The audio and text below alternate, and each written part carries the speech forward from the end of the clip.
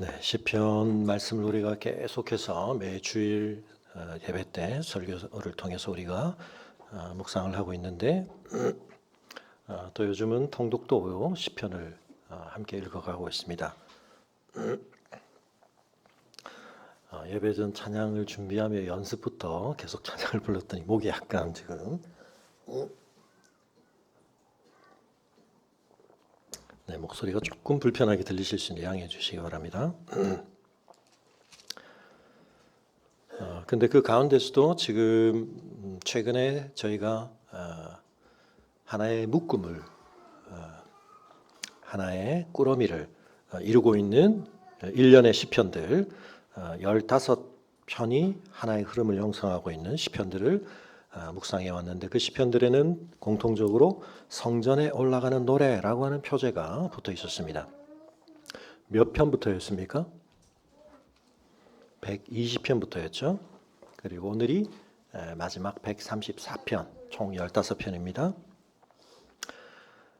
그런데 이렇게 어떤 짜임새가 있다는 걸 우리가 분명히 확인할 수 있습니다. 이 시편 전체를 묶어서 150편으로 편성을 할 때 이런 어떤 하나의 공통된 주제를 가지고 이 시편들을 묶었을 때 15편을 또 3편씩으로 5묶음으로 나눌 수 있다고 말씀을 드렸고 3이라고 하는 숫자는 일반 문명에서도 그렇지만 성경에서는 특별히 삼위일체를 우리가 생각할 때도 그렇고 완전수 중에 들어가는데요. 7, 10 뭐 이런 수들과 함께 그리고 또 5라는 수는 성경에서 모세의 오경이 상징하듯이 또 굉장히 중요한 어떤 완결성을 갖는 것입니다. 그러니까 세 개가 5묶음이라는 걸 통해서 또 한 번 사실은 이 구성 자체가 우리에게 강조하는 것이 있다. 지금 여기서 우리가 다루려고 하는 주제가 굉장히 중요하다. 하나님 나라 백성들은 이 땅에서 이 노래들을 부르며 살아야 하는데 이 노래의 후반부에 지금 15편에 걸쳐서 우리는 무엇을 지향해야 하는가? 무엇을 목표 삼고 살아야 하는가? 성전을 향해 가야 한다. 영적 순례를 해야 한다. 어느 종교에나 성지라고 하는 곳들이 있고 때로는 그것이 해외 토픽으로 나오기도 하는데 안타깝게도 거기에 한 번에 많이 모인 사람들이 좋은 여건이 아닌 상태에서 그 여정을 감당하다가 굉장히 어려운 일을 겪고 심지어는 생명을 잃기도 되는 뭐 수십 수백 수천 명이 목숨을 잃기도 하는 그런 안타까운 그런 사고를 우리가 뉴스를 통해 보기도 할 만큼 이것은 보편적인 현상이 아닌가. 그러나 다시 한번 말씀드리지만 성경이 우리에게 전해주는 것과 우리가 조금은 이방 신들을 섬겨온 인류의 문화 속에 있는 그런 다양한 종교들과의 차별성들을 분명히 확인을 해야 하는데 그 차별성을 확인하는 데 있어서 오늘은 굉장히 중요한 또 우리가 큰 흐름을 보게 됩니다. 이 성전이라고 하는 것이 이 시편 속에서 이렇게 집중적으로 강조되어지는 개념일 뿐만 아니라 성경 전체의 흐름 속에서 굉장히 중요하고 예수님을 이해하는 데 있어서도 굉장히 중요했죠. 예수님의 정체성을 이해하는 데 있어서 우리는 여러 가지 다른 호칭이나 또 개념들이 떠오를 수 있지만 복음서 자체에서 예수님을 향해 많은 사람들이 불렀던 호칭 중에 어떤 게 있습니까? 누구여 하고 예수님을 부를 때 신약을 제일 처음 딱 열면 등장하는 두 사람의 이름이 있죠. 누굽니까? 신약을 딱 펼치면 예수님을 소개하는데 어떤 두 사람이 등장하죠? 아브라함과 다윗의 자손으로서 예수님을 소개하지 않습니까? 그죠? 이건 굉장히 중요한 겁니다. 우리 성경상은 아브라함이 먼저 나오지만 이제 원어로 보면 다윗이 먼저 나옵니다. 그래서 다윗의 자손, 아브라함의 자손. 이 두 사람의 인생은 구약에서 굉장히 중요한데 그들도 중요하지만 그들의 인생이 하나님 앞에서 어떤 여정을 통하여 하나님과의 언약을 맺었는가가 중요한데 이 언약에 굉장히 중요한 두 당사자의 언약이 그들의 삶에 국한되는 게 아니라 그들의 자손과 관련되어져서 항상 중요하게 다뤄졌고 예수님은 바로 그 언약의 진정한 성취자라고 하는 것을 신약은 줄기차게 얘기하고 있고 그래서 복음서에 보면 예수님을 향해 다윗의 자손이여 그렇게 예수님을 부릅니다. 그렇게 부를 때 그것은 이러한 구약의 맥락을 그들이 잘 알고 있었기 때문에 그걸 연결시켜서 예수님을 부른 것인데요. 그 다윗의 자손이라고 했을 때 가장 중요한 면모가 뭐가 있죠? 아브라함의 자손이라고 했을 때 굉장히 중요한 게 뭐가 있습니까? 아브라함의 언약, 땅을 주신다. 그 다음에 그 언약의 계승자로서의 한 명의 자식도 없는데 후손을 주신다. 그리고 복의 근원이 되게 하신다. 그런데 다윗의 후손이라고 했을 때 가장 중요한 내용은 뭡니까? 성전을 짓는다. 그리고 그가 다윗의 왕권을 이어가는데 그가 하나님과 아버지 아들 관계라고 하는 매우 독특하고 인격적인 친밀한 관계를 맺는다. 그래서 그의 왕위가 영원하다. 아브라함을 떠올릴 때 이스라엘 백성은 혈통적인 조상으로서의 아브라함을 떠올릴 때, 왜냐하면 아브라함은 하마터면 후손을 못 남기고 세상을 뜰 수밖에 없는 사람이었는데 그에게 특별하게 하나들을 주시고 그 이삭이 상징하는 그 아브라함의 죽음과 같은 후손을 낳는 것과 관련해서는 죽은 것과 다를 바 없는 몸에서 새로운 생명을 내신 하나님의 그 역사가 이 이삭을 통해서 이제 펼쳐져 가는데, 그런 이스라엘이라고 하는 혈통은 이제 야곱을 통해서 성취가 되죠. 그래서 그들은 어떻게 보면 이제 혈통적으로는 아브라함의 자손이다라고 하는 자부심. 그러나 어떤 의미에서 동시대에 존재하고 있는 수많은 민족, 나라들을 생각할 때 그들을 구별짓게 하는, 우리는 이런 나라, 이런 백성이야라고 할 때 굉장히 중요한 인물은 다윗입니다. 지금도 이스라엘의 중요한 상징은 다윗의 그 방패, 다윗과 관련된 어떤 나라의 역사, 이런 것들을 그들이 굉장히 중요하게 생각하고 있고, 솔로몬은 그 성취자였죠. 그래서 아브라함에게 이삭, 다윗에게 솔로몬은 실제적으로 그 언약의 수혜자이기도 하고 성취자였지만, 성경은 그들이 그 언약에 담긴 내용을 완전하게 실현한 궁극적인 후손은 아니다. 그들은 더 진정한 성취자의 예표에 불과하다. 그렇게 얘기를 하고 있고, 그런 점에 있어서 나라를 이스라엘이 계속 유지하지 못했는데, 아니 사실은 훨씬 긴 기간 동안 나라를 잃고 또 그 땅에 살면서도 다른 나라와 제국의 지배를 받으면서 인류 역사에 등장했던 어마어마한 제국들이 다 돌아가며 지배를 했던 그런 민족인데, 정말 독특하게도 그 정도가 되면 이 긴 역사에서 소멸하고 사라지기 쉬운데, 고대 세계에서는 그런 식으로 민족을 없애버립니다. 지워버립니다. 자기들이 지배하는 땅으로 그 백성들을 뽑아가서 옮겨 심어버리고, 자기들 사람들을 여기다 옮겨 심으면서 피를 섞어버리고 혈통을 희석시키고, 북이스라엘이 그 일을 경험했습니다. 그 대표적인 흔적이 남아있는 곳이 사마리아. 그래서 이스라엘 백성들은 이방인에 대한 구별을 하고 싶어하는 만큼 그 수치스러운 역사의 영역이 되어버린 사마리아 대에서도 안 가려고 하고, 아수르가 그런 정책을 펼쳤죠. 남유다는 바벨론에게 말해서 망해서 그런 일을 실제로 경험했습니다. 그런데 지금 어떻게 되어 있습니까? 버젓이 한 나라로 존재하고 있고, 언어를 잃어버렸다가 언어를 다시 복구하고, 놀라운 민족입니다. 그냥 인류사를 보기에도 놀라운 민족이고 놀라운 역사입니다. 그런데 성경은 그들은 그저 그런 자부심의 근거로 구약을 생각하지만, 우리는 구약과 신약을 연결시켜 보기 때문에 이 독특한 실제하는 한 민족의 역사, 한 나라의 역사 속에 하나님께서 분명하게 성취하겠다고 하신 놀라운 역사의 어떤 연결고리가 있다는 것을 보게 되는 것입니다. 자, 그런데 이 성전이라고 하는 것이 하나님의 언약 역사에 있어서 굉장히 중요한데, 다윗의 왕국이 특별했던 가장 중요한 이유, 다윗이 하나님 앞에 특별한 왕이었던 가장 중요한 이유, 사울과 구별되는 왕이었던 특별한 이유, 그거 뭐였습니까? 아브라함과 다윗의 공통점은 뭐죠? 왜 그 사람들이 그렇게 중요합니까? 아브라함의 별명 뭡니까? 아브라함은? 자꾸 제가 이제 여쭤볼 때 빨리 대답을 해주시는데 설교가 짧아지는데, 저는 이제 아시는 걸 리마인드하고 이제 넘어가는데, 빨리빨리 대답해 주시면 감사하겠습니다. 아브라함의 별명, 믿음의 조상이라고 일컬어지기도 하지만 성경이 붙여준 가장 중요한 별명이 있다고 말씀드렸죠.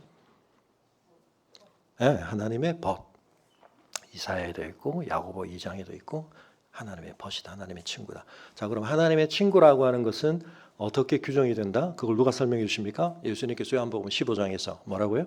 누가 하나님의 친구입니까? 나 하나님하고 되게 가까워서 까불면 하나님도 혼나 하면서 막 자기 주장을 하는 게 하나님의 벗이 아니고 누구죠?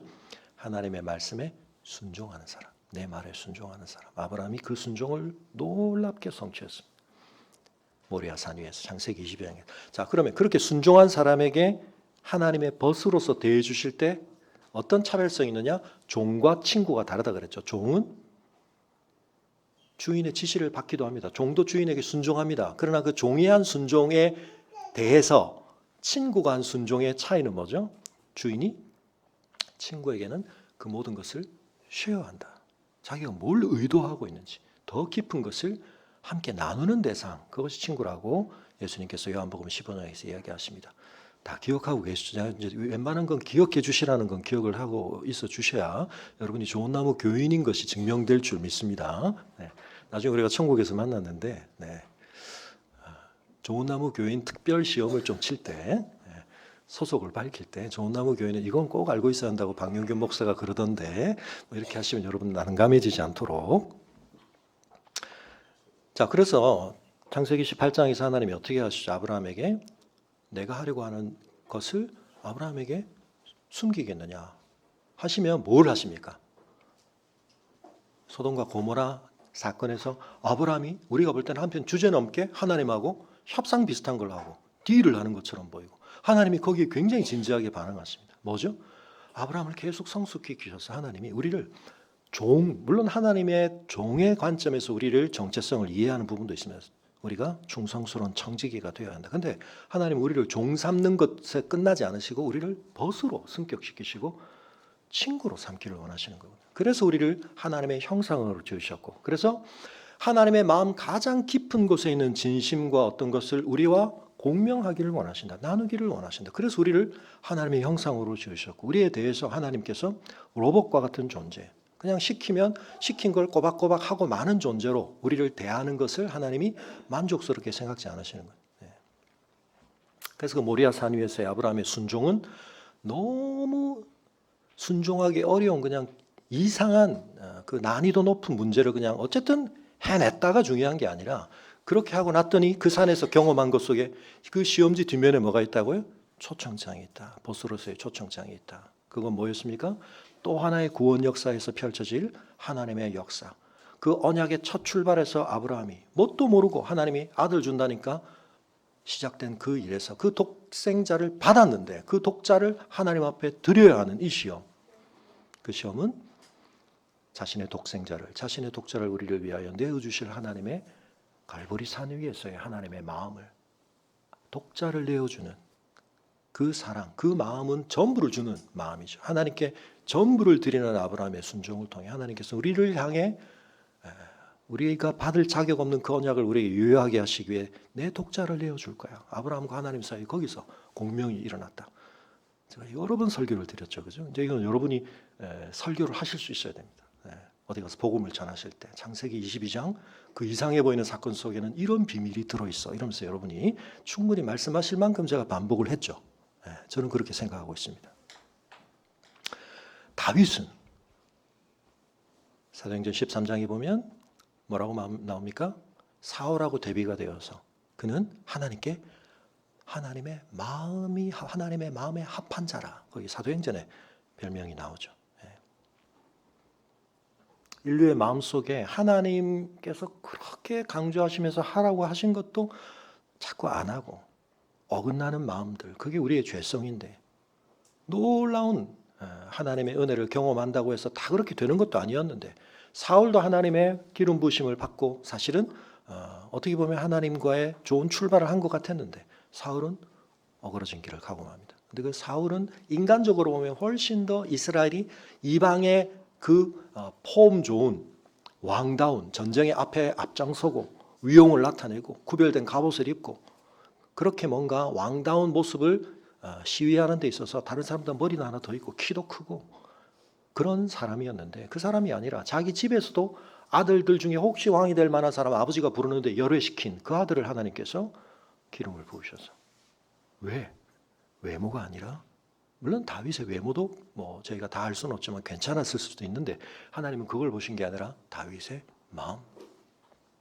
아브라함 안에 일어난 그 마음, 하나님께 순종해 드린 그 마음, 다윗의 그 마음. 여러분, 그 사람들을 통해서 하나님의 언약의 역사가 놀랍게 진전되어 가고 성취되어 가서 하나님이 그걸 통해 원래 계획하셨던 바들이 역사 속에서 자꾸 희미해지고 가려지고, 그게 될까?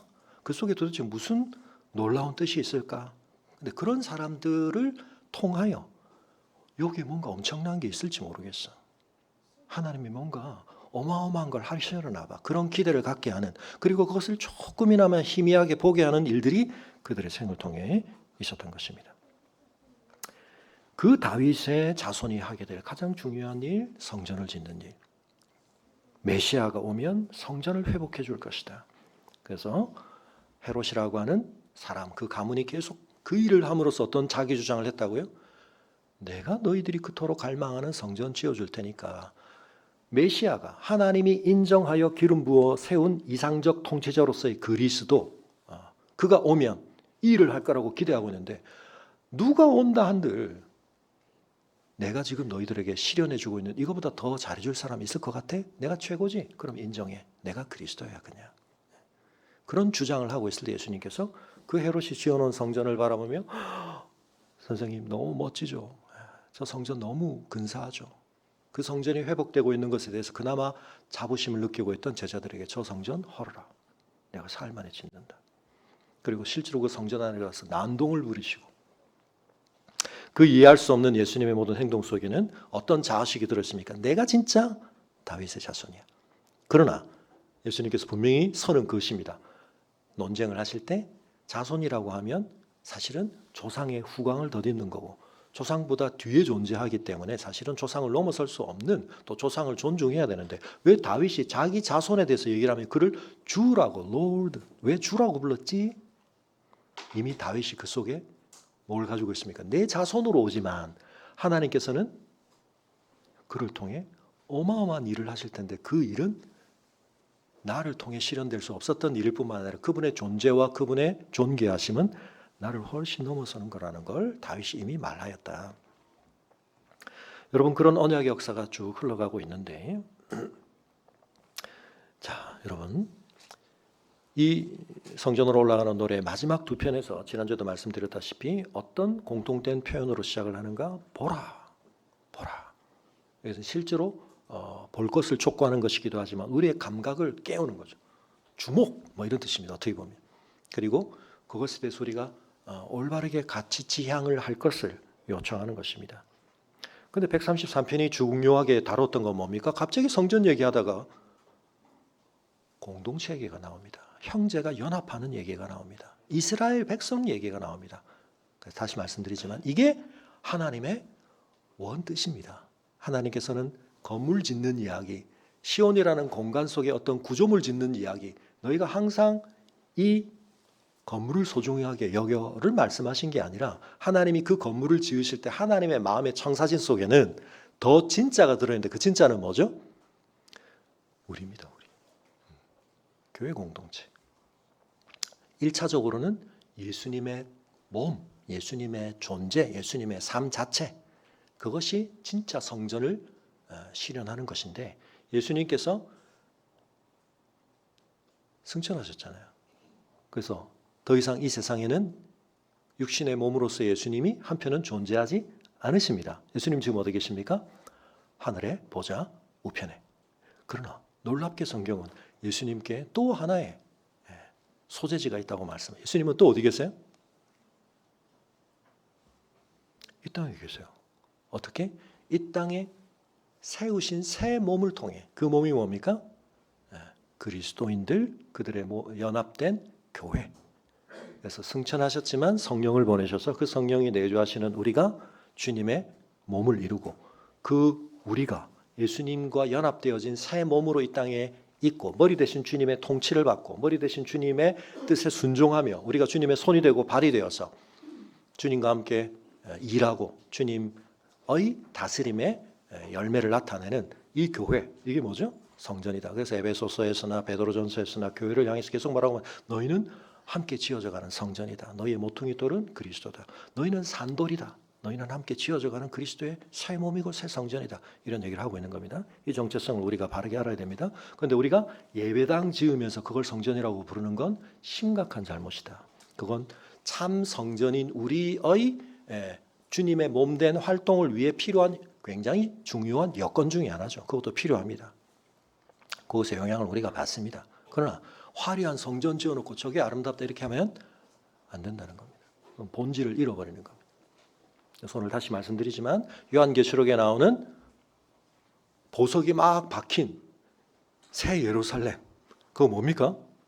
우리가 들어가게 될 천국의 맨션이 아닙니다. 그거 뭐죠? 그게 교회입니다. 그리스도의 신부로서의 교회입니다. 우리가 영광스럽다는 거. 그래서 대제사장도 뭘 치렁치렁 달고 있었다고요? 보석들을. 근데 그 보석은 뭐였습니까? 이스라엘 백성입니다. 하나님 앞에. 우리가 보석입니다. 우리가 보물이고 그리스도의 피로 값주고 사신 그리스도의 몸이기 때문에. 그래서 몇백억을 들여 지은 건물도 그게 교회가 아닙니다. 교회당, 예배당이죠. 우리 교회의 활동을 가능하게 하는 여건, 그렇게 해야지. 우리가 편의적으로 교회 간다 할 때 이제 그 건물을 자꾸 떠올리게 되는데 잘 우리가 이제 생각해서 사용을 해야 됩니다. 자, 보라. 뭘 봐야 됩니까? 형제가 연합되어지는 그리스도의 몸으로서의 교회가 하나님 앞에 존귀한 것입니다. 그런데 하나님께서는 어떤 구심점, 대표성을 만드실 때 어떻게 하신다고요? 그 모든 나중에 실현될 가치를 거기에다가 다 쏟아 부으시고 거기에 먼저 더 실현이 되게 하시고, 그래서 그것이 한편은 다른 모든 것들로 확산되게 하시고 퍼져가게 하시고 그런 일을 하시는데, 이걸 잘못 이해하면 하나님께서 우리만 예뻐하셔, 이스라엘만 하나님은 좋아하셔, 예배당에 모인 우리만 원하셔, 우리를 매우 특별하게 소중하게 보시죠. 근데 하나님은 이미 아브라함을 부르실 때 어떻게 하셨다고요? 복의 근원, 복을 혼자 끌어안고 사는 존재가 아니라 그에게 채우신 복이 흘러가는 존재. 그래서 출애굽에서 이스라엘 백성이 굉장히 중요한 정체성 뭡니까? 하나님의 구별된 소유된 백성인데 그들은 제사장 나라로 부른다는 거예요. 제사장. 하나님과 세상 사이에서 중재를 하도록. 자, 여러분, 그런 우리의 자의식을 가지고 바라볼 때 우리가 하나님 앞에 왜 중요한 존재인가? 하나님께서는 청사진을 가지고 계십니다. 의도를 가지고 계십니다. 그런데 그게 모든 것에 한꺼번에 실현되는 게 아닙니다. 그래서 어떻게 된다고요? 고르게 아직 다 실현되지 않아서 어딘가에서는 더 먼저 실현되어지는, 제가 5G 부스 말씀드렸죠, 그죠? 아직도 5G가 처음 광고되어졌던 모든 게 우리의 실생활로 다 구현되어 있지는 않습니다. 근데 그때 막 선전할 때 어떤 버스 하나 또는 어떤 부스 하나 속에 막 장치들 해놓고 5G가 완전하게 실현되어지면 이런 모든 것이 가능해집니다. 여러분, 그게 교회입니다. 그게 최초의 그리스도 자신이었고 그리스도 안에서 모든 것이 구현되어졌을 때 하나님의 임재가 드러나시고 죄가 사해지는 성전의 기능이 예수님 자신 안에서 다 성취가 되는데, 근데 그것이 교회를 통해서 확산되어지고 그 교회를 통하여 이 세상 전체에 그것이 계속해서 드러나게 하기를 하나님께서 원하시는데 134편에는 보면, 그래서 133편에는 좀 공간적인 어떤 특수한 곳에 먼저 이루어진, 아론의 머리에 먼저, 헬몬산에 먼저 이루어진 이슬이 어떻게 됩니까? 확산되죠. 전체로. 그래서 그것이 온 이스라엘로. 근데 134편에 보면 시간적인 좀 특수함이 있습니다. 제일 먼저 뭐가 등장합니까? 밤. 갑자기 왜 밤이 등장할까요? 이렇게 해석을 하는 학자들도 있습니다. 그러니까 지금까지는 이제 성전을 120편에 보면 저 먼 데서부터 왔지 않습니까?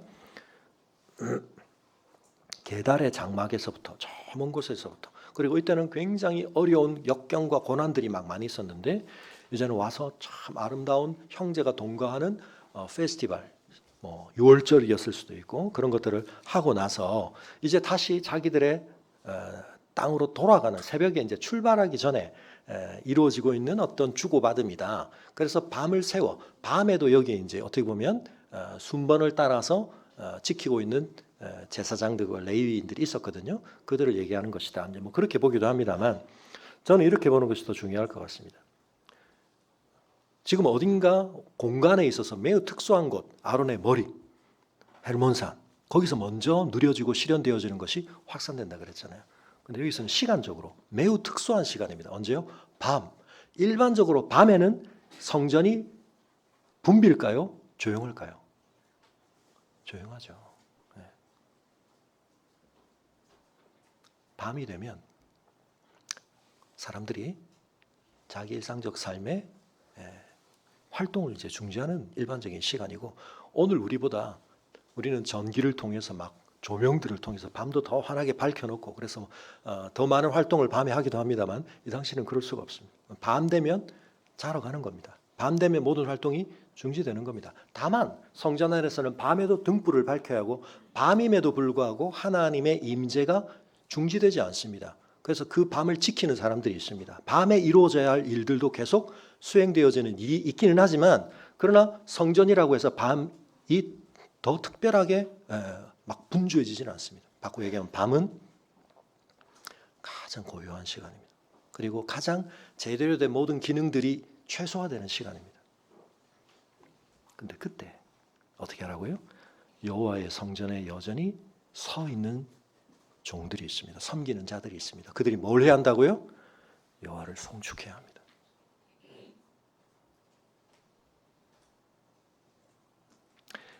여호와를 송축하는 일에 매우 보편적인 중요성을 강조하는 것이라고 보시면 됩니다. 여호와는 항상 송축되셔야 한다. 언제 어디서든, 어느 때도, 남들이 다 자는 밤에도. 이럴 수 있죠. 여러분 밤에 불침번 서보셨습니까? 혹시 뭐 어떤 이유에서든 밤에 내가 잘 수 없도록 뭔가 순번을 맡으셔서 밤을 보내보셨습니까? 쉽지 않은 일이죠.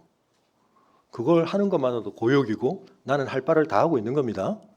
근데 내가 밤에, 다른 사람들은 자는데 나는 순번이 그렇게 정해지는 바람에 밤에 힘들게 뭘 하고 있는데 누가 와서 나한테 뭘 시키면 마음이 좋을까요? 안 좋을까요? 난 이미 최선을 다하고 있거든요. 남보다 나는 지금 더 하고 있거든요.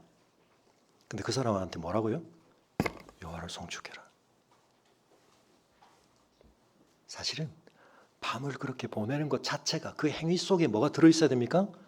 여호와를 송축하기 때문에, 여호와가 너무 중요한 분이기 때문에, 이곳에 여호와의 임재가 나타나고 있다는 사실이 너무 소중하기 때문에 그걸 기쁨으로 해야 되는 거죠. 그러나 제도라고 하는 건, 시스템이라고 하는 건, 그걸 유지시키기 위해서 때로는 매너리즘에 빠지는 사람도 어쩔 수 없이 쓰면서 습관화된 어떤 것들을 통해서 갈 수도 있습니다. 그럴 때 뭐가 필요합니까?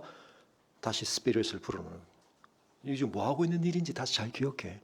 왜 밤에 안 자고 지금 등불을 관리하고 왜 이러는 거야? 이게 뭐다? 여호와를 송축하는 거야. 여호와가 얼마나 중요한 분인지, 그리고 지금 이 공간이 얼마나 특별한 것인지 우리가 그걸 행하고 있다는 거 기억하고 있지? 이런 의미.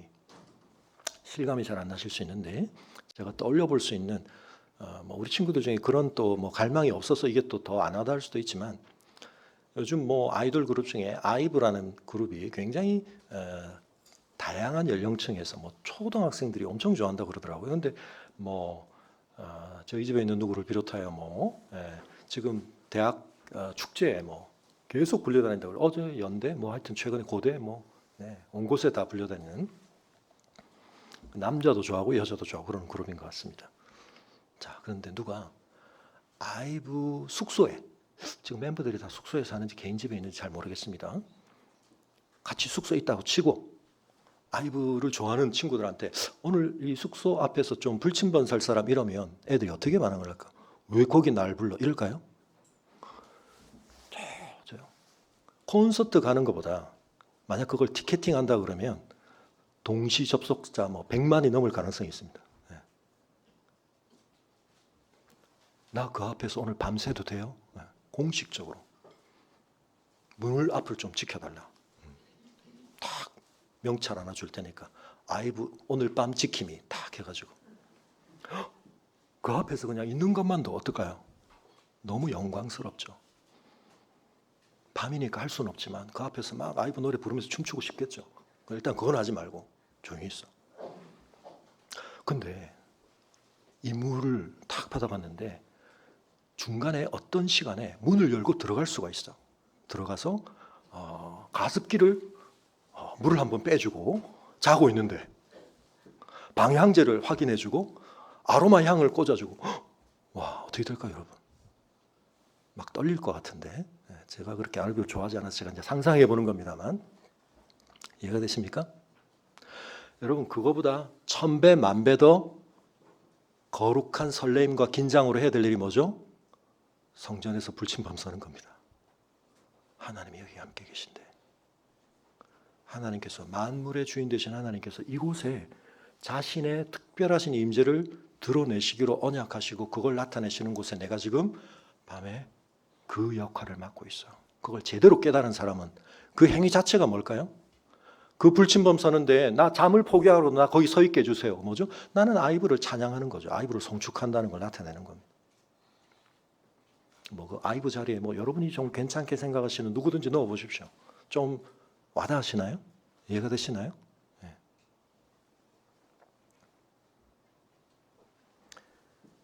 여호와를 송축하라. 성소를 향하여 너의 손을 들고 여호와를 송축하라. 벽으로 가려져 있지만 장원영이 잠들어 있는 침실을 향해 아이브 멤버는 송축할 가능성. 안유진이 화장실에 있을지도 모르는데 저 방향에 여기 지금 아이브 좋아하는 친구 손 한번 들어보세요. 커밍아웃 없나요? 제가 뷰를 잘못 들었네요. 미안합니다. 다음에 제가 뭐 손흥민을 하든지 뭐 다른 걸 좀 시도해봐야 되겠는데. 근데 여러분, 우리가 하나님께 대해서 그래야 되죠. 그 어떤 존재가 영향으로서든 어떤 특징으로서든 우리에게 끼칠 수 있는 매력과 비교될 수 없는 그 모든 것들을 다 모아도 하나님의 영광과 하나님의 존귀를 어떻게 비교할 수 있겠습니까? 천지를 지으신 여호와께서 시온에서 내게 복을 주실지어다. 그래서 여러분, 여기 강조되고 있는 게 뭡니까?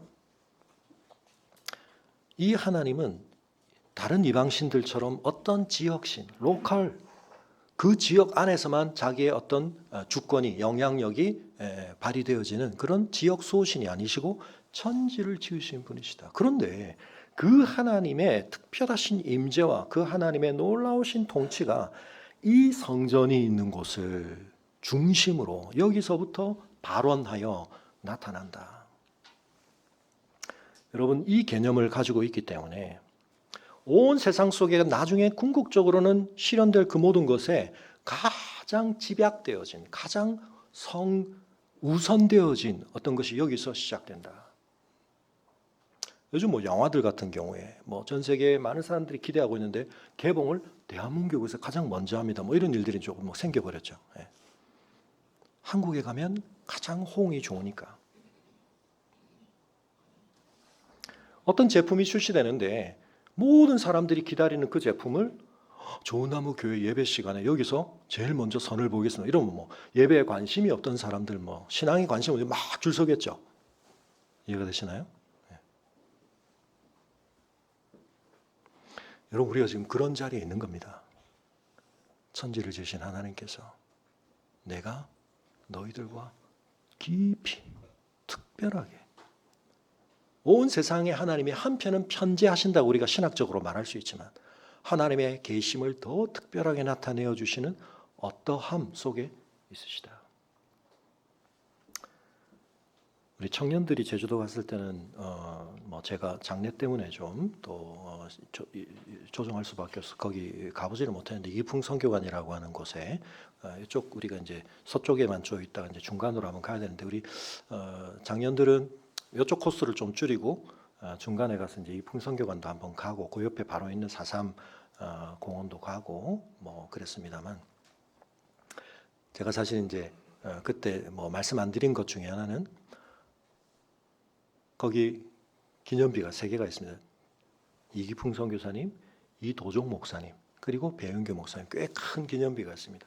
제주 영락교회도 이제 순교비가 있지만 그 순교비도 좀 컸죠. 근데 그게 크기만 큰 게 아니고 거기에 우리 배은규 목사님의 유해가 안치되어 있습니다. 자, 우리 뜰지기 분들, 그 사실을 혹시 지금 처음 들으신 분 느낌이 좀 어떠신가요? 그때 그냥 거기에 기념으로 상징만 있는 줄 알았는데 2012년인가 13년인가 잘 모르죠. 저도 그때 이제 그 안치식 할 때 저도 갔었는데, 네, 이기풍 선교관의 기념비는 기념비만이 아니고 거기가 일종의 배은규 목사님의 묘입니다. 그러니까 지금 거기가 관리가 안 되고 있어가지고 지금 걱정입니다. 그래서 그걸 옮겨 와야 되나? 그러려면 이 제주 노회하고 여러 가지 이제 절차가 복잡한데, 이도종 목사님이나 이기풍 목사님의 이 땅에 남은 몸의 일부가 거기 있지는 않습니다. 그러니까 배은규 목사님은 거기 있습니다. 저 느낌이 어떠신가요? 살아있는 그분의 몸은 아니지만 그분이 이 땅 위에 사셨던 그 몸의 가장 마지막 일부가 거기에 있다라는 사실을 우리가 연결해서 생각할 때 그 장소가 좀 더 특별해지죠. 아니신가요? 네.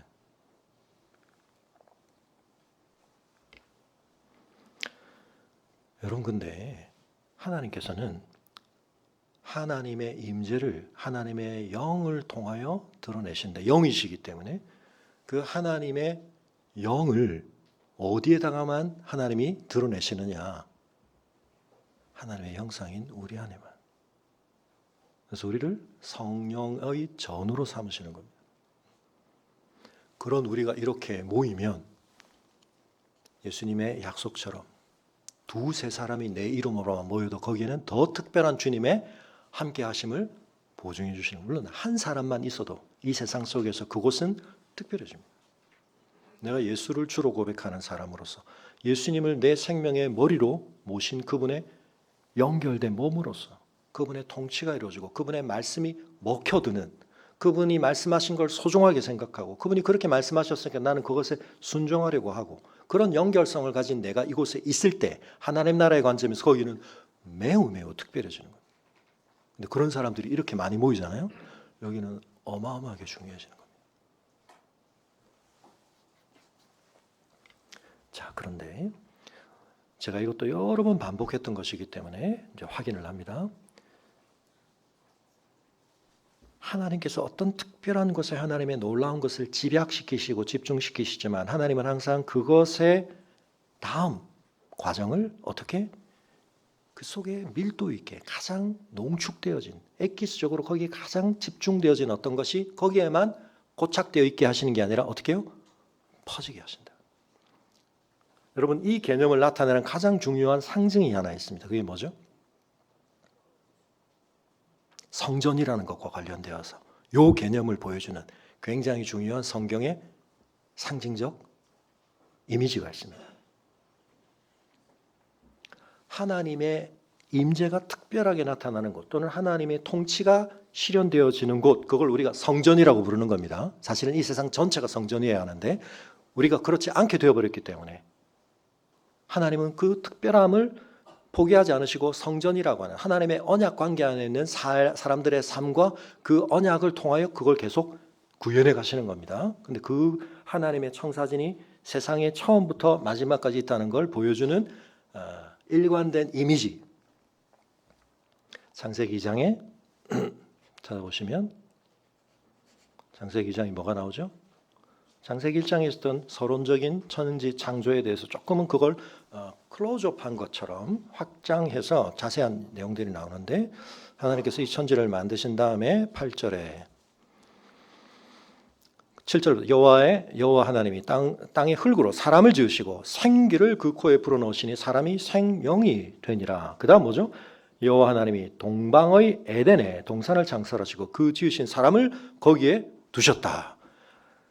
여호와 하나님이 그 땅에서 보기에 아름답고 먹기에 좋은, 우리 133편에 뭐였습니까? 형제가 연합하여 동거함이, 하나님의 사람들이 하나님의 뜻에 합당하게 성전을 함께 이룸이 선하고 아름다웠다 그랬잖아요. 네. 하나님이 보시기에 좋았더라 같은 표현들이 지금 나오고 있는 연결성이 있습니다. 거기 나무가 있었는데 10절 강이 에덴에서 흘러나와 동산을 적시고 거기서부터 갈라져 내 근원이 되었으니, 넷이라는 숫자는 계시록에서도 그렇고 많은 성경에서 선지서 속에도 상징적으로 네 방향이 동서남북이잖아요. 이건 전 방위를 다 뜻하는 대표적인 표현입니다.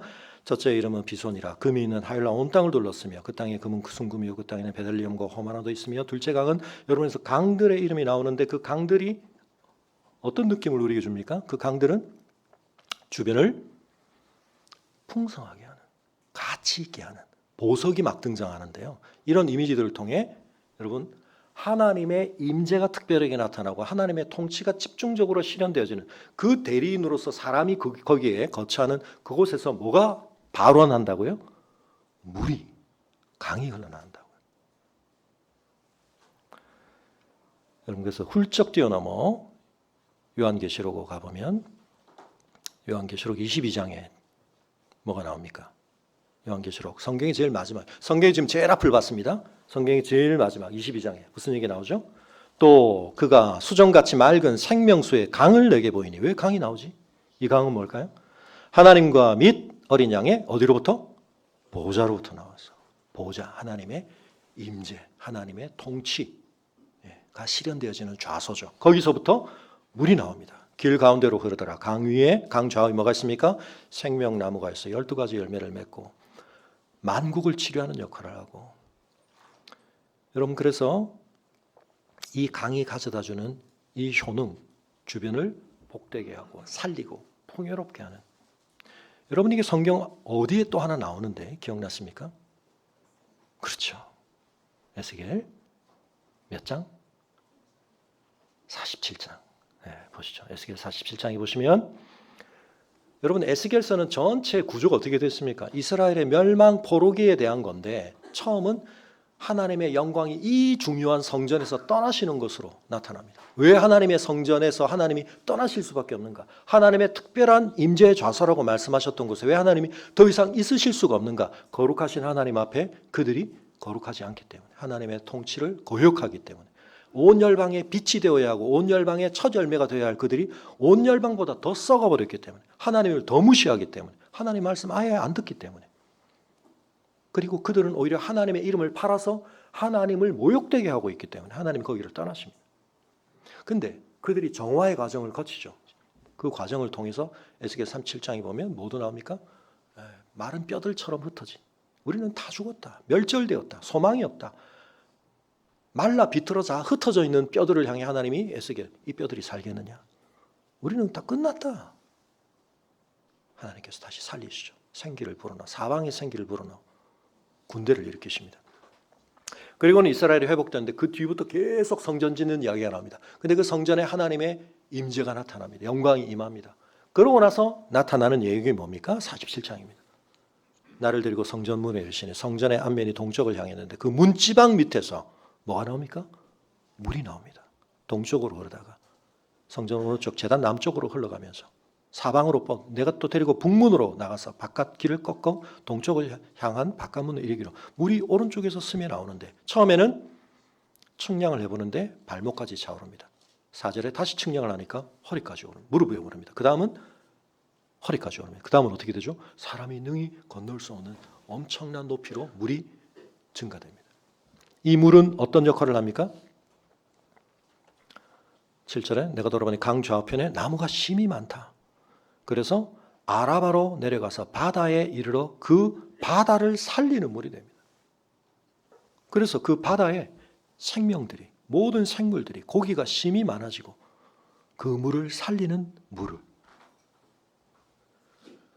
12절에 보면 광 좌우 가에는 각종 먹을 과실나무가 자라서 그 잎이 시들지 않고 열매가 끊이지 않고 달마다 새 열매를 맺고 물이 성소를 통하여 나옵니다. 그 열매는 먹을 만하고 잎사귀는 약재료가 된다. 사람들을 살리고 풍성하게 하는. 자, 보셨죠? 창세기에, 에덴에서, 요한계시록에, 하나님의 보좌에서, 에스겔의 환상 속에서도 하나님의 임재와 통치의 좌소로부터 항상 뭐가 나옵니까? 물이 나옵니다. 이 물은 뭐죠? 네, 아버지와 아들이 보내시는 성령을 뜻하는 겁니다. 성령의 사역, 네, 살리시는 하나님의 뜻을 온전하게 실현하셔서. 그런데 여러분 다시 요한계시록으로 잠깐 돌아가서 요한계시록 21장에 가보면 새하늘과 새 땅에 대한 이야기가 나오는데 거룩한 성 새 예루살렘이 하늘로부터 내려오죠. 신부가 남편을 위하여 단장한 것처럼 보이는데 여러분 거기 중요한 표현이 하나가 있습니다. 만물을 새롭게 하신다는 하나님의 말씀을 듣는데 11절부터 보시죠. 요한계시록 21장 11절 하나님의 영광이 있어 그 성의 빛이 지극히 귀한 보석 같고 벽옥과 수정같이 맑더라. 크고 높은 성곽이 있고 12문이 있는데 문에 12천사가 있고 그 문들 위에 이름을 썼으니 뭐죠? 이스라엘 12지파의 이름. 동쪽, 남쪽, 북쪽, 서쪽. 근데 여러분 이 성에 대한 묘사가 쭉 나오다가 22절로 갑자기 가보겠습니다. 여러분 예루살렘은 왜 예루살렘이죠? 그 안에 성전이 있기 때문에. 근데 이 새 예루살렘에 이렇게 아름다우니까 거기는 더 엄청난 성전이 있겠죠. 22절 성 안에서 내가 성전을 못 봤다. 성전이 어디 갔죠? 성전이 있어야 예루살렘인데 이는 주 하나님 곧 전능하신 이와 및 어린 양이 그 성전이심이라. 이전에 존재했던 성전은 모형이죠. 그림자죠. 예표죠. 진짜는 뭡니까? 하나님 자신. 하나님의 임재가 이제는 매개를 통해 드러나는 게 아니라 그 자체로 드러나고 계시기 때문에 그걸 다르게 구현하는 매개체로서의 성전이 필요가 없는 겁니다. 하나님과 그 어린 양 자신이 뭐기 때문에 성전 자체시니까요. 그래서 그 성은 해나 달의 비침이 쓸데없으니 하나님의 영광이 있는 그대로 드러내시기 때문에 해가 나타낼 수 있는 영광스러움과 비교될 수 없는 그 해를 지으신 하나님의 영광이 나타나고 있는 거죠. 어린 양이 그 등불이 되시니라. 만국이 그 빛 가운데로 다니고 뭐 이런 얘기가 나옵니다. 그래서 여러분 새 예루살렘에는 성전이 있습니까? 없습니까? 건물로서의 성전은 없습니다. 구약이 그럼 그 건물로서의 성전을 짓게 하셨던 건 뭐죠? 진짜 성전을 바라보라고 예표하도록. 그 성전의 실체는 하나님이시고 어린 양이신 그리스도이십니다. 그리고 그 하나님의 참된 성전 좌소에서 뭐가 나온다고요? 물이 나온다. 자, 이 모든 것들을 연결하여 우리가 누구인지에 대해서 굉장히 중요한 말씀을 하신 것으로 제가 요한복음 설교하면서 말씀드린 내용이 있습니다. 기억나시는 분 혹시? 요한복음 몇 장이죠?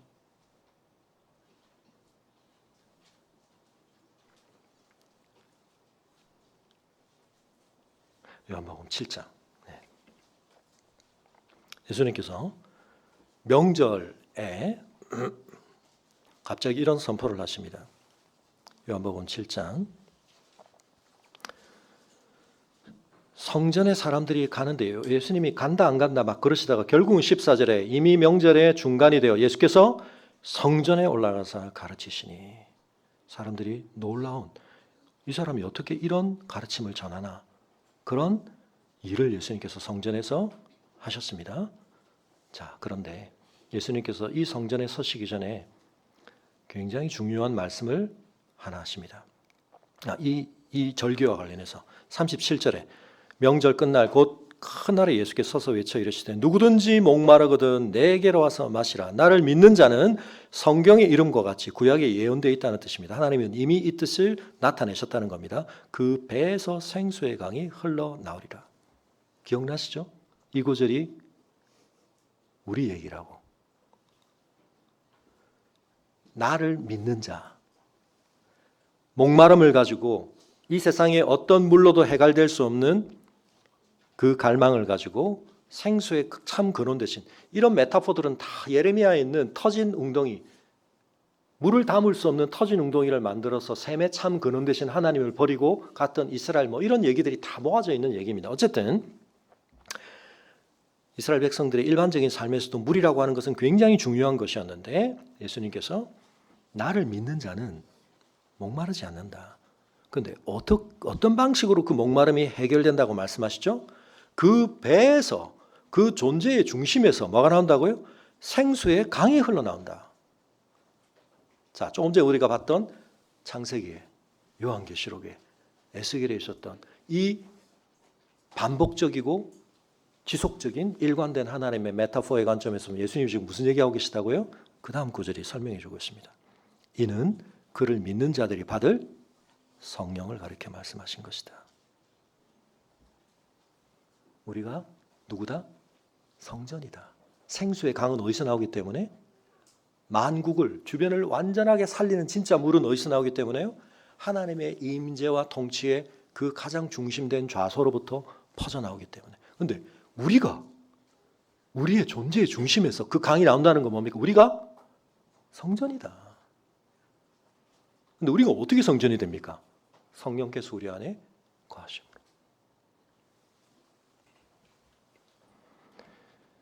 여러분이 성경이 우리에게 전해주고 있는 이 메시지들을 들으면 하나님께서 얼마나 분명하게 작정하시고 이 구속사를 일관된 뜻을 성취하도록 이끌어가고 계시는가. 그 성전 얘기를 들을 때 우리가 가슴이 막 뛰어야 되는 건 이게 뭐 스페인이나 이탈리아에 있는 어마어마한 화려한 건물 얘기를 하는 게 아니라 내 존재 얘기를 하는 겁니다. 우리의 정체성에 대한 얘기입니다. 여러분 거기 금을 발라놓든 무슨 어마어마한 크기를 화려하게 해놨든 그거 소용없고요. 이 세상에서 하나님이 가장 소중하게 여기시는 장소는 어디입니까? 하나님의 성전입니다. 그 성전은 어디 있습니까? 여기 있습니다.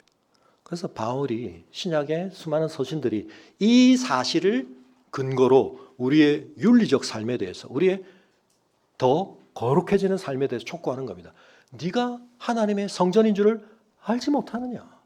그 사실을 네가 진짜 제대로 깨닫고 인정한다면 네가 어떻게 그렇게 살 수 있느냐? 그 더러운 것들을 네 안에 어떻게 담고 살 수 있느냐? 하나님의 성전이 얼마나 중요한데, 하나님의 성전이 얼마나 특별한데, 네 존재 속에 지금 그런 가치가 실현되고 있는데 네가 뭐 하고 있냐? 그래서 여러분 사실은 39절에 있는 이 과로 설명하는데 제가 요한복음 할 때 한참 썼던 거 기억하시죠? 예수께서 아직 영광을 받지 아니하셨으므로 성령이 아직 그들에게 계시지 않았다라는 이 표현을 성령이 아예 존재하지 않으셨다라는 존재적 부재를 얘기하는 게 아니라 이건 어떤 특별한 방식 이후에 그리고 이미 이 요한복음을 기록할 당시에는 우리에게 보편적으로 받아들여진 어떤 분수령 이후에 성령의 계심이라고 하는 더 특별해진 어떤 전제를 가지고 하는 말이라고 말씀드렸으니 이게 뭐죠? 오순절 성령 강림 이후. 구약에도 성령이 계셨죠. 성령께서 역사하셨습니다. 그러나 어느 구속사의 분수령 이후로는 그 이전에 성령이 계셨고 성령이 하셨던 일의 수준과 방식과는 너무나 현격하게 구별되어지는 어떤 것이 이루어지게 되었는데 그것을 가능하게 하는 조건이 뭡니까? 성자가 먼저 오셔서 우리의 죄의 문제를 해결하시는 대속을 완성하시고 십자가에 죽으시고 부활하시고 승천하셔야 성령께서 오실 수 있게 되는 겁니다. 그래서 예수가 아직 영광을 받지 않으셨으므로 여기에는 뭐가 포함되어 있죠? 그리스도의 죽으심과 부활과 승천을 얘기합니다. 이게 먼저 성결되어야 성령께서 우리 안에 오시는 거죠. 죄인인 우리 안에 성령께서 원래는 거하실 수 없는데 우리가 이제 하나님 앞에서 죄가 해결될 수 있게 됐기 때문에. 그래서 여기서 계시지 않았다라는 표현은 오순절 성령 이후의 성령의 내주하심과 이 땅의 역사하심의 방식과 같은 것은 아직 실현될 수 없었다. 왜? 예수님이 아직 그 이전에 이루셔야 할 일을 완결하지 않으신 구속사적 단계에 있었기 때문에. 기억나십니까? 네, 제가 많이 말씀드렸습니다. 그래서 오순절에 있는 또는 사도행전에 있는 어떤 가르침들과 소위 오순절주의라든지 이 은사주의가 이야기하는 성령 체험에 대해서 우리가 잘 구별을 해야 되고 성령 충만과 성령 세례라는 개념도 잘 정리를 하셔야 되고 뭐 그런 얘기를 제가 매우 집중적으로 많이 드렸었습니다. 그런 얘기들이 궁금하시는 분은 옛날 제 설교를 한번 찾아보시고요. 자, 여러분 그래서 다시금 이 시편에서 이 긴 성전으로 올라가는 노래라는 것을 집중적으로 하나님께서 배치하시며 우리의 관심을 성전에 모으실 때 우리는 더 이상 어떤 GPS상 좌표, 물리적 공간, 어떤 구조물에 대한 관심이 아니라 그런 것들로 한때는 지어지고 예표되고 기능을 하기는 해야 했지만 그것은 진짜의 오실 때까지의 한시적인 것이었고 우리는 이미 2000년 전에 성전의 참 실체이신 예수님이 오셔서 우리를 그 성전 드라마에 그 성전 역사의 진짜 주인공으로 참여시키고 계신데 우리는 성전 공사를 지금 밖에서 하는 게 아니고 우리 존재를 가지고 하는 겁니다. 내 안에 하나님의 임재와 하나님의 다스림이 더 충만하게 할수록 우리가 더 제대로 된 성전이 되는 거죠. 그리고 그런 우리가 형제와 함께 동거하여 연합하여 우리 안에 있는 이기심이 서로를 밀어내고 우리의 관계를 바벨탑에서 그랬던 것처럼 서로 어그러지게 만드는 게 아니라 이제는 바벨탑의 그 저주가 오순절 성령 강림 때 언어가 통합되어지는 하나님의 역사로 나타나서 이제는 우리가 하나가 되어야 되거든요. 우리가 서로 흩어지는 게 아니라 모여서 그리스도의 몸을 이루는 이 일에 우리가 지금 동참하게 됐다. 이 구속사의 큰 드라마를 우리가 읽으려면 성경을 통독으로 읽어야 되고 제가 이렇게 설교를 좀 길게 할 수밖에 없다. 여러분은 많이 감안해주고 계시고 그래서 제가 딴 데 갔으면 이런 설교를 할 수가 없기 때문에 제가 딴 교회를 가지를 않습니다. 딴 교회를 오라 그래도 저는 안 갑니다. 제가 지금 십몇 년을 지금 이러고 지냈는데 그걸 어디 가서 제가 또 해야 되면 저도 그건 할 수 없는 일이기 때문에 여기 이제 좀 알아들으시는 분이 많이 생겼잖아요. 그죠? 여러분 이 어마어마한 드라마를 우리가 이 역사를 우리가 알 때 오늘 내 하루의 삶을 우리가 영적 순례자로 산다는 것에 대해서 우리가 놀라운 가치를 부여받게 되는 겁니다. 여러분 이 세상에서 죄가 우리에게 많은 감각과 기준을 어그러뜨립니다.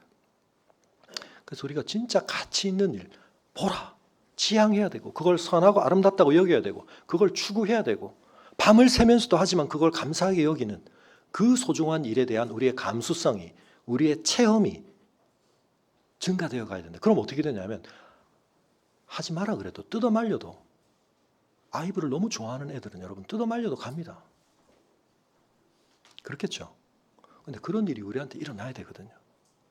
근데 우리 안에 어떤 것들이 있냐면 꼭 영적인 가치만이 아니라 일반적인 가치에 대해서도 우리가 자꾸 이렇게 하향평준화되고 엔트로피가 증가하는 이 무질서도 증가에 우리가 영향을 받고 있기 때문에 그래서 여러분 이게 죄라는 게 중력하고 비슷한 겁니다. 여러분 중력의 영향을 받고 있다는 거 우리가 자각하지 못합니다.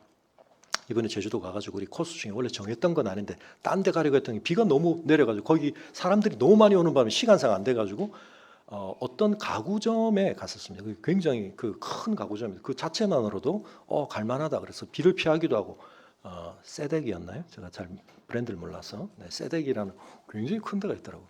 근데 거기 가지고 제가 제일 좋았던 건 소파하고 의자들이 저는 그런 데를 가본 적이 없으니까 굉장히 뭐 이렇게 미학적으로도 예쁘기도 하고 근데 앉아보니까 소파들이 너무 딱딱하지도 않고 너무 푹 꺼지지도 않고 이게 너무 좋더라고요. 근데 그중에 어떤 의자 하나 그래서 제가 막 불러 모았습니다. 여기 다 한번 앉아보십시오. 리클라이너 의자가 하나 있는데 제가 뭐 거기 별로 관심이 없었거든요.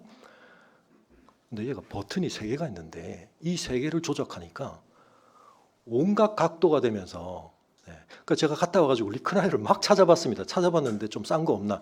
근데 다 2단계밖에 없어요. 다리 들리는 거 이건데 얘는 이러면서 중간이 또 바뀌기 때문에 근데 이제 그런 것들의 선전의 문구에 뭐가 들어가냐면 무중력 의자 이런 말이 들어갑니다.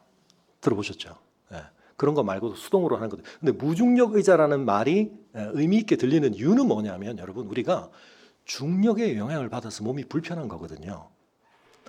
여러분 우주에 가면 인공으로 가속도와 중력이 같기 때문에 가속도를 사용해서 중력 모드를 켜기 전에 굉장히 재미있을 것 같지만 무중력 상태를 계속 적이면 우주인들을 양성할 때 여러분 거기서 중요한 걸 발견하게 됐습니다. 그 상태에 오래 있으면 사람들이 어떻게 될까요? 근육이 다 빠집니다.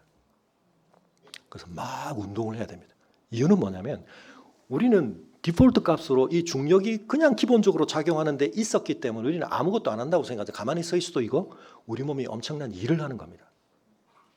중력을 받고 우리가 그걸 거슬러야 되는 거거든요. 앉아 있어도 마찬가지입니다. 그래서 무중력 상태가 되면 한편 편하긴 한데 그 의자에 계속 앉아 있으면 근육 다 빠집니다. 그건 이제 잠시 편안하게 좀 쉴 때 우리 몸을 좀 지치지 않게 할 때 의미는 있을 수 있습니다. 근데 여러분 우리가 중력 받는다는 사실을 모르지만 온 우주에서 이 값으로 중력 받는 건 이 특수한 지구밖에 없습니다. 우리에게는 너무 당연하죠. 근데 이게 온 우주의 크기를 놓고 보면 이게 어마어마하게 특별한 지금 현 상황의 조건에 우리가 지금 적응되어 있는 겁니다. 근데 여러분 이걸 비유적으로 말하자면 죄에 대해서 그렇습니다. 우리는 하나님이 원래 지으신 우리의 존재 안에서 구현될 어떤 일에 대해서 그래서 그게 이상하게 여겨집니다. 그러니까 우리는 하나님에 대해서 무시하고 내 하고 싶은 대로 하는 것이 편합니다. 근데 어떻게 되냐면 이 죄성이 한번 극복되고 무중력 의자에 앉아보니까 이게 진짜 사실은 편했던 거구나 라는 걸 우리가 알아야 되는 거예요. 그걸 맛보고 나면 그 의자 막 찾게 되겠죠, 여러분. 늘은 아니지만 내 존재 속에서 하나님이 원래 우리에게 이 죄짐을 벗었을 때, 죄의 어마어마한 중력을 벗어났을 때 내 안에서 뭘 갈망하게 되고 뭐가 느껴지게 되는가, 이걸 한번 우리가 맛봐야 그걸 추구하게 되는 겁니다. 나 그 상태를 계속 좀 경험해 보고 싶은데, 시간이 좀 갔지만 제가 우리 공동체 안에는 한 사례를 좀 소개하려고 하는데, 제가 본인의 동의를 안 구했기 때문에 지난주에 할까 하다가 지난주에 안 하고 제가 본인의 동의를 구하고, 본인이 없을 때 좀이야 덜 민망할 것 같아서. 화면에 뭐 나옵니까? 나오나요?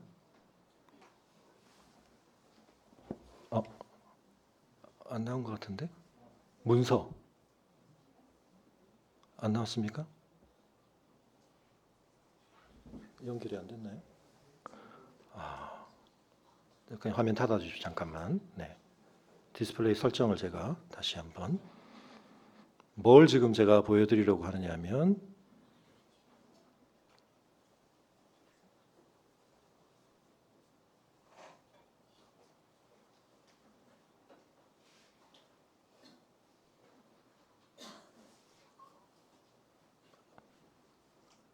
나옵니까? 화면. 네.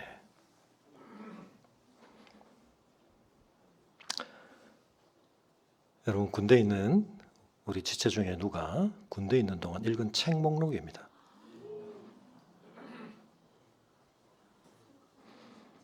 여러분 뭐 무슨 책인지도 모르게 막 지나가고 계시고, 옆에는 그 책에서 자기가 의미 있게 생각한 내용들, 긴 구절들도 있고. 여러분, 이 책들이 쉬운 책들이 아닙니다. 뭐 소설도 있긴 합니다만 원전으로 읽을 만한 책들을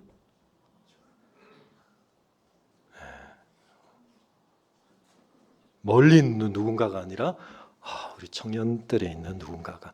요 점수는 뭐냐면 본인이 매긴 10점 만점에 자기가 생각하는 점수까지 해서, 제가 막 언급했던 책들도 꽤 들어있습니다. 비트겐슈타인의 책, 토마스 쿤의 과학혁명이고, 논리, 철학, 농구부터 자기 뭐 철학책, 뭐 여러 가지 책들 들었는데, 우리 진현입니다. 진현이, 배진현이. 지난주에 여기 있어가지고 제가 본인이 있을 때면 너무 민망할 것 같아서, 제가 이걸 갖고 얼마나 자랑스럽고 뿌듯하고 기특하고 막. 군대에 있는 동안 90권 넘게, 지금 뭐 거의 한 100권 됐을걸요. 이제 제대 앞두고 있으니까. 쉽지 않은 책들을 그냥 이렇게 읽어내고 있더라고요. 제가 이제 군대 가기 전에 군대 가서 시간을 보낼 때 뭐 이런 것도 충고하고 했지만, 제가 그런 말을 한다고 해서 모두가 그걸 구현하지는 않는데 본인이 그런 또 의욕이 있었고, 그래서 여러분 이런 건 정말 박수 쳐줘야 됩니다. 여러분.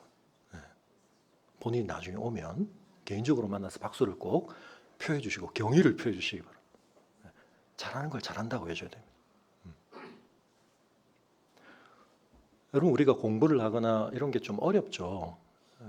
에너지가 들어야 되는 일이고, 그리고 좀 더 쉽게 우리가 재미를 느끼고 만족스러운 것들이 있지만, 그런 것들도 한다는 게 꼭 나쁘다는 뜻은 아닙니다. 그러나 남이 시켜서 해야 한다고 자꾸 강조를 들어서 하는 게 아니라, 그게 내가 하니까 그게 뭔가 의미가 있구나, 나에게 도움이 되겠구나, 유익이 있구나, 그리고 그런 근력이 생기니까 이제는 그 근력을 계속 좀 쓰고 싶구나 하면서, 이거 누가 시킨 것도 아니고 이렇게 한다고 상 주는 것도 아닙니다. 근데 혼자 그냥 그러고 있는 겁니다. 여러분, 과거에 이런 사람들을 궁중이나 국가가 어떻게 하냐면 풀 스칼라십을 주는 겁니다. 너는 그것만 해. 제가 자주 우리에게 있는 지읒, 이응, 기역, 시읒, 자유와 자원, 권한과 기회, 제가 4가지 자주 말씀드리죠.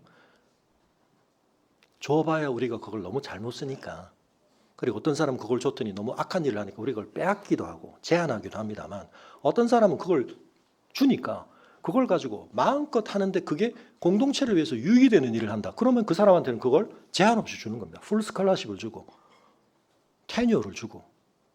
지원을 아끼지 않고 하면서 너 그것 가지고 네가 하고 싶은 건 막 해. 하나님이 우리에게 그러고 싶으시거든요. 하나님의 뜻에 대해서 우리가 이런 반응을 하기 시작하면. 근데 우리 안에 뭐가 있냐면 저렇게 하면 에이 뭐 그래 잘났다 너 이런 이제 생각, 그리고 뭐 부럽긴 한데 뭐, 그래 뭐 이러면서 이제 우리가 여러분 이러면 안 됩니다. 박수를 많이 보내주고, 물론 이제 책만 읽는다는 게 꼭 다 다라는 얘기는 아니지만 자녀 여러분 좋은 본이 있습니다. 도전받을 다른 자극들이 많이 있습니다. 이런 자극도 여러분 좀 받아보세요. 저럴 수 있는 사람이 있네. 근데 여러분 예수 그리스도가 이 세상에 오셔서 그걸 나타내신 거예요. 야, 사단이 계속 한 얘기가 뭡니까? 하나님, 욥 하나님께 잘 믿는 것 같죠? 하나님이 문제없이 축복을 주니까 그렇지. 하나님 살짝만 뭐 삶이 좀 힘들게 해보세요. 하나님 찬양하는 입술 쑥 들어가고 하나님 저주할걸요?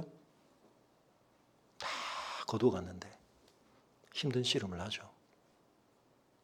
여러분 사단이 그걸 보편화시키고 있습니다. 야, 네가 하나님을 믿기는 뭘 믿어? 근데 우리가 십자가를 지고도 하나님을 찬양할 수 있나요? 밤에 하나님을 찬양할 수 있나요? 여러분 시간이 없어서 다음 주에 제가 좀 더 이어서 하겠습니다. 사도행전 16장에 바울과 실라가 밤에 어디서 찬양합니까? 지하 감옥에서. 다음 주에 제가 좀 더 다시 한번 연결해서 얘기하고 이어가겠습니다. 하나님께서 그 길을 인도하셨다고 했는데 자기들이 원래 가려고 했던 길이 아닌데 순풍을 만났는데 펼쳐진 일은 결국 거기서 전도하고 열매 거둔 게 아니라 귀신 들린 여종 낫게 해줬다가 감옥에 갇혔습니다. 근데 거기서 뭐 합니까? 하나님 뭐 이렇게 지금 내 인생을 이끄십니까? 뭐 한번 해보자 하시는 겁니까? 이렇게 하지 않고 어떻게 해요? 여호와를 송축합니다. 시편 134편을 그 삶으로 살아냅니다. 여러분 그 자체가 기적이고, 그러니까 어떻게 하시죠? 하나님이 옥토를 흔드십니다. 여러분 여러분의 삶에 뭘 담아 보셨습니까? 하나님이 기뻐하시는 걸 한번 제대로 담아 보십시오. 그러면 여러분의 존재 자체가 여러분에게 기뻐집니다. 여러분 무슨 정체성이라든지 자존감이라든지 이게 무슨 다르게 좋아지는 게 아니고요. 하나님이 나를 바라보시는데 나를 너무 어여쁘게 바라보신다는 게 나의 안에 내재화되면 세상 사람들이 나를 보고 다 인상 써도 아무렇지도 않습니다. 하나님 나를 기뻐하시니까. 나에게 쏟으신 하나님의 복이 세상을 향해 흘러간다는 것을 경험하게 됩니다. 나 잘 되는 게 세상이 잘 되는 길이 되는 겁니다. 우리 함께 자리에서 일어나겠습니다. 사랑하는 성도 여러분, 통독하는 것도 좀 힘드시고 우리가 하나님의 말씀대로 살아가는 것에 대한 끊임없는 죄의 중력과 저항을 우리가 느끼면서 그게 쉽지 않을 뿐만 아니라 뭐 그렇게 해서 뭐가 우리 안에 생기지? 여러분 우리가 한 스텝 한 차원 어렵지만 순종해 가고 그것들을 맛보아 갈 때 여호와의 선하심을 맛보아 알면서, 여러분 지난주에 말씀드렸듯이 우리가 잘 되는 것을 통해서만 하나님의 복을 나타내는 게 아니라 세상 사람들은 아이고 하나님 믿는다고 그러더니 꼴 좋다 라고 생각하는 그 상황들 속에서도 우리는 끔찍하지 않고 하나님의 선하심을 믿으며 어렵고 힘들지만 하나님을 송축하는 우리의 삶의 자리를 지켜갈 때 여러분 하나님께서 그 시온을 향해 쏟으시는 은혜와 복이 세상을 향해 흘러가게 하시는 하나님의 복의 통로가 될 줄을 믿으시기 바랍니다. 오늘 내 삶의 자리가 그렇게 되게 하여 주옵소서. 우리가 구경만 하는 자들이 아니라 말로만 듣는 자들이 아니라 내 눈으로 보게 하시고 내 몸으로 체험하게 하시고 내 삶이 성전이 되어서 하나님의 임재가 하나님의 통치가 드러나게 하셔서 그 속에 쏟아부어 주시는 감당할 수 없는 영광스러운 즐거움을 누리는 저희들 되게 하여 주옵소서. 우리 시간 함께 기도하겠습니다.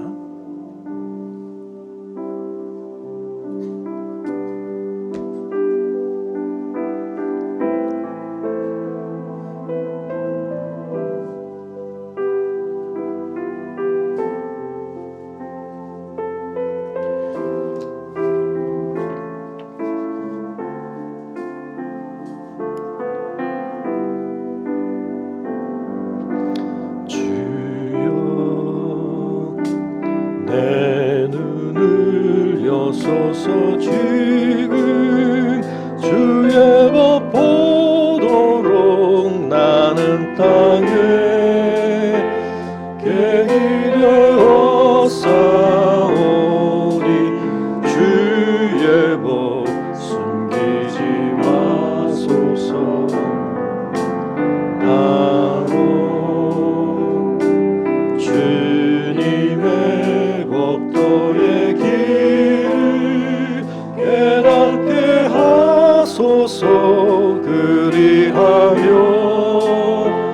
내가 주의 기사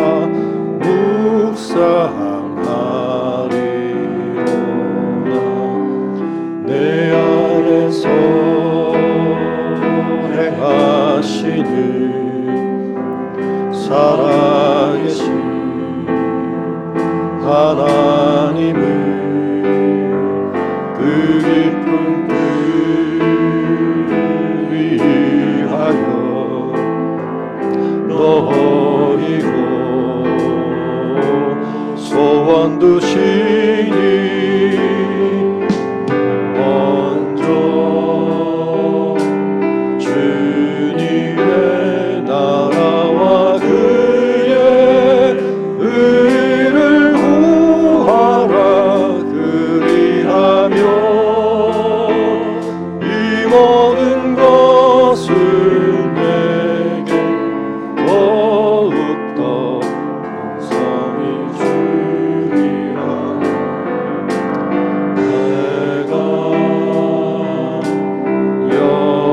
여호와의 일을 따라